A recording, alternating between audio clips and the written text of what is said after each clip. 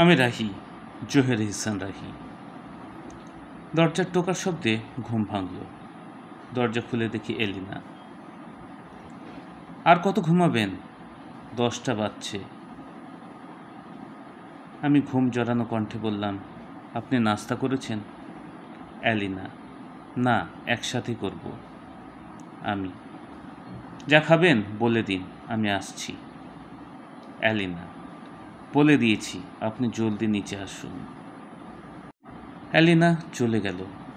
আমি চোখে মুখে পানি দিয়ে নিচে গিয়ে দেখি নাস্তা নিয়ে টেবিলে এলিনা বসে আছে। সে একটু আনন্দের সাথে বলল, আজ এই বর্ষামুখর দিনে খিচুড়ির সাথে গোস্তের ভুনা চলবে? আমি মুচকি হেসে বললাম, কি যে বলেন, চলবে মানে দৌড়বে। দেখি বড্ড ক্ষুধা লেগেছে। এলিনা মিষ্টি হেসে, খিদে পেটে ঘুম আসে কি করে? আমার মাথায় আসে না। আমি কোনো কথা না বলে খেতে শুরু করলাম। খাবার পর দুজনে সোফায় গিয়ে বসলাম। এলিনা বলল, চা না কফি? আমি, লিকার চা, চিনি ছাড়া। এলিনা, লিকার চা খাওয়া ছাড়তে হবে, চেহারার গ্লেজ নষ্ট হয়ে যাবে যে। আমি হো হো করে হাসতে লাগলাম। এলিনা, সত্য, আপনাকে লিকার খাওয়া ছাড়তে হবে। এটা আমি একা বলছি না, এটা ডক্টর ইভাও বলেছে। আমি, তোমার চুল বড় করতে হবে, হিজাব পরতে হবে। এলিনা, পড়লে কিন্তু ছেলেরা পিছে লাগবে তখন।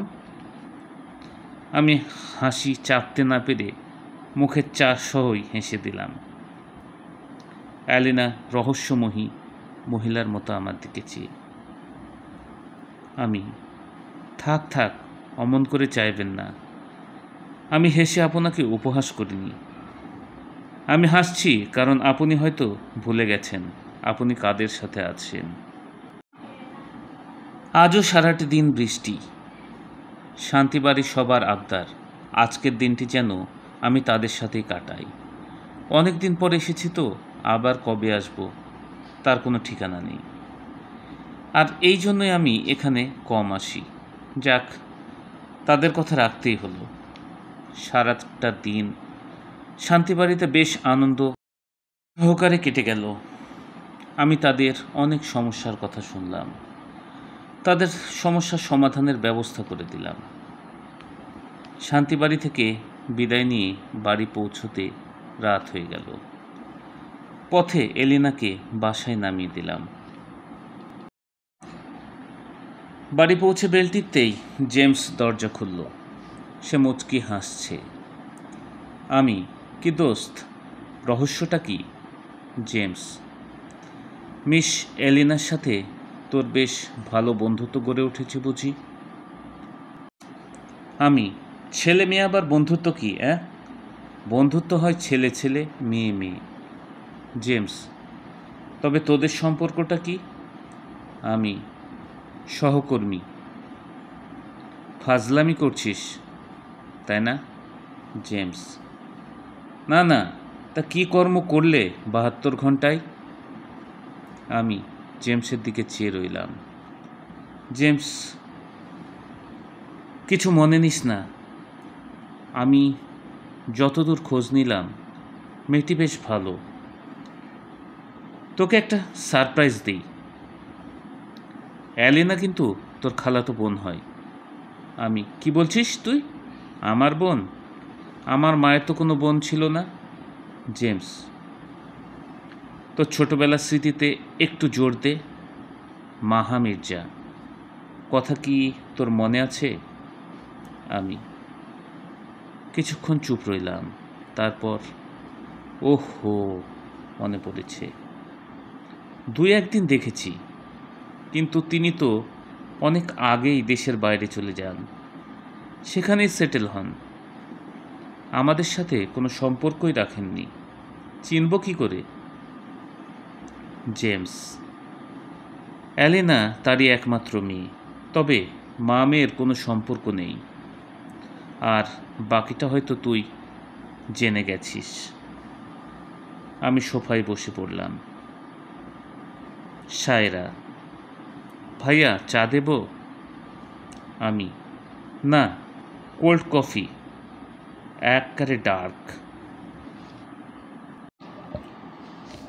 আমি, জেমস আর সায়রা বসে আছি। রিয়াজ নূর আর মেঘকে নিয়ে হাজির।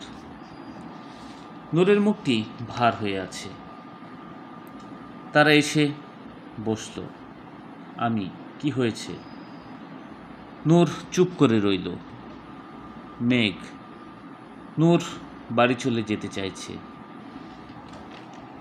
আমি: ইচ্ছে হলে যাবে, আমি কাউকে তো জোর করে বেঁধে রাখিনি। নূর একবার আমার দিকে চেয়ে আবার মাথা নিচু করে নিল। আমি: রিয়াজ, তুই নয়নকে নিয়ে সকালে আসবি। আমি কিছু হিসাব দেখতে চাই। পরশু আমি বাইরে যাব। বেশ রাত হয়েছে, চলো সবাই, খেতে হবে। সবাই চলে যেতেই আমি রুমে প্রবেশ করলাম। অনুটা যে কোথায় গেল কিছু বলেও যায়নি, তার খোঁজ নেওয়ার সময়ও পাইনি। আমি অনুকে রিং দিলাম। অনু: সরি দোস্ত, আমি একটু ঢাকায় এসেছি, বলতে ভুলে গেছি, 5 দিনের কাজ। আমি বললাম, সিলেটে বাস স্ট্যান্ডে গিয়ে ফোন করবি, আমি সেখানেই থাকব।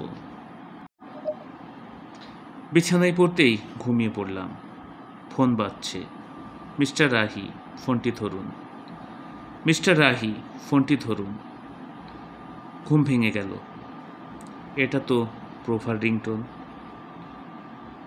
ভালো হয়েছে আজ ফোন বন্ধ করে ঘুমাইনি। জলদি রিসিভ করলাম। প্রহি: বাবা, তুমি কেমন আছো? আমি খুবই দুঃখিত তোমার ঘুম ভাঙানোর জন্য। আমি: না না মা, ঠিক আছে। তুমি কেমন আছো? কতদিন তোমার সাথে কথা হয়নি, তোমাকে দেখিনি। প্রহি একটু দুষ্টু হেসে বলল, আমি কিন্তু তোমাদের কথা শুনেছি, বলে হাসতে লাগলো। আমি: এ মা, কি করে? প্রহি: আগে প্রমিস করো মাকে বলবে না। আমি: আচ্ছা, প্রমিস করলাম। প্রহি: একটা নতুন অ্যাপস মার ফোনে ইনস্টল করে দিয়েছি, তোমরা যা বলো পরে আমি তা দেখে নিই। আমি: ছি মা, এমনটি করতে নেই, তোমার মা জানলে বড্ড রাগ করবে। তোমার মা জানার আগেই ডিলিট করে ফেলো। প্রহি: কি করব, তোমাকে যে দেখতে ইচ্ছে হয়। আমি: তোমার মাকে বলবে আমাকে রিং দিতে। আমি এখন থেকে আমার ফোন খোলায় রাখবো, ঠিক আছে? আমি: মা, তুমি বাঁধনের সাথে কোথায় গিয়েছিলে? প্রহি: বাবা বাবা, ভয়ঙ্কর প্রাণী। বাঁধন আন্টিদের খামার শেষ। প্রতিদিন প্রাণীটি আসে আর খামার থেকে পশু নিয়ে যায়। আমি: নেকড়ে? প্রহি: না বাবা। আমি: তাহলে বাঘ না সিংহ? প্রভা এসে হাজির। আজও তুমি জেগে আছো? আচ্ছা প্রভা, মামার খামার নাকি খুব ক্ষতিগ্রস্ত হয়েছে? প্রভা: শুধু মামা নয়, এখানকার সব খামার ব্যবসায়ীরাই খুব বিপদে আছে। আমি: সিকিউরিটি গার্ড কি করছে? প্রভা: পশুগুলো যেমন দুর্ধর্ষ তেমনি চালাক। মানুষের আনাগোনা পেলে তাদের দেখাই পাওয়া যায় না, আর যেই দিন আসবে সব শেষ করে যাবে। মোটা তারের বেড়া দাঁত দিয়ে কেটে ভিতরে ঢুকে পড়ে। আমি: এটা তো নেকড়ে কিংবা বাঘের স্বভাব নয়, হায়না নাকি? প্রভা: আরে না, হলুদ বর্ণের কুকুর দল বেঁধে আসে। আমি চুপ করে রইলাম। প্রভা: বিষের গন্ধ পেলে তারা ধারের কাছেই যায় না। প্রভা একটু ইমোশন হয়ে বলল, কেমন দুর্ধর্ষ জানো, ফাঁদে একটার পা আটকে যায়। সকালে মামা তা দেখে বন্দুক নিয়ে এগিয়ে যায়। মামাকে দূর থেকে দেখে কুকুরটি নিজের একটি পা নিজে কামড়ে ছিঁড়ে ফেলে 3 পায়ে ভর করে পালিয়ে যায়। আরও অবাক হলাম সিসিটিভিতে যখন দেখলাম পরদিন রাতে আবার সেই এসে খামার থেকে ভেড়া নিয়ে গেল। এদের থামানো না গেলে মানুষ রাতে চলাফেরা করতে পারবে না। আমি, প্রভা সাবধান, এটা খুব ভয়ঙ্কর প্রাণী, এর আসল নাম ডিঙ্গো। অস্ট্রিয়ার খামার ব্যবসায়ীরা একসময় এদের দ্বারা খুব ক্ষতিগ্রস্ত হয়েছিল। তা প্রশাসন কি করছে? প্রভা, তারা চেষ্টা করছে, কিন্তু জানো আমার মনে হচ্ছে তারা কিছু লুকাচ্ছে। আমি, বুঝেছি, এটা তারাই সংগ্রহ করেছিল ট্রেনিং দেবার জন্য, কিন্তু কোনো কারণে হয়তো তাদের হাত থেকে ছাড়া পেয়ে পালিয়েছে। প্রভা, এখন উপায়? আমি, উপায় একটা আছে বলে মুচকি হাসলাম। প্রভা, হাসছো কেন বলো? আমি, কি দেবে? প্রভা, সবই তো দিয়েছি, আর কি চাও? আমি, আর একটা বাচ্চা। তার অপূর্ব সুন্দর মুখ লজ্জায় লাল হয়ে গেল। সে একটু লাজুক কণ্ঠে বলল, ঠিক আছে, তবে কিছুদিন পর। প্রহি একটু সুস্থ হয়ে উঠুক। আমি, তুমি কবে আসছো? প্রভা 2 হাতে মাথার চুলগুলো পিছনের দিকে নিয়ে গেল, একটু রিকোয়েস্ট করে বলল, আমার একটা জরুরি প্রজেক্ট শেষ হতে 6 মাস লাগবে। আমি, এদিকে তোমার জন্য সংগঠনের সবাই কবে থেকে বিভিন্ন পরিকল্পনা করছে, তার কি হবে? প্রভা, তা আমি সামলে নেবক্ষণ। তুমি বলো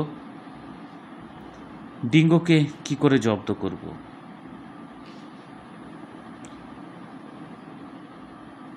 প্রভা আসছে না। তার কথা শুনে আমার প্রচণ্ড রাগ হলো, কারণ সংগঠনের সবাই তার জন্য একটি বিশাল আয়োজনের ব্যবস্থা করছে আজ মাসখানেক ধরে, আর সেটাকে তুচ্ছ মনে করলো। তার প্রজেক্ট তার কাছে বেশি মূল্যবান হলো। আমার সংগঠনের কর্মীদের মন ভেঙে দিল।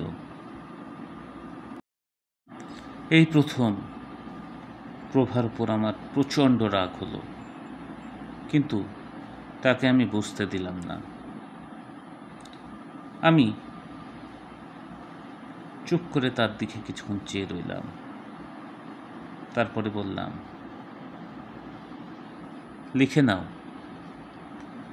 চিটাগুড়ের সাথে বিষ মিশিয়ে খামারের চারিধারে ছিটিয়ে রাখতে হবে।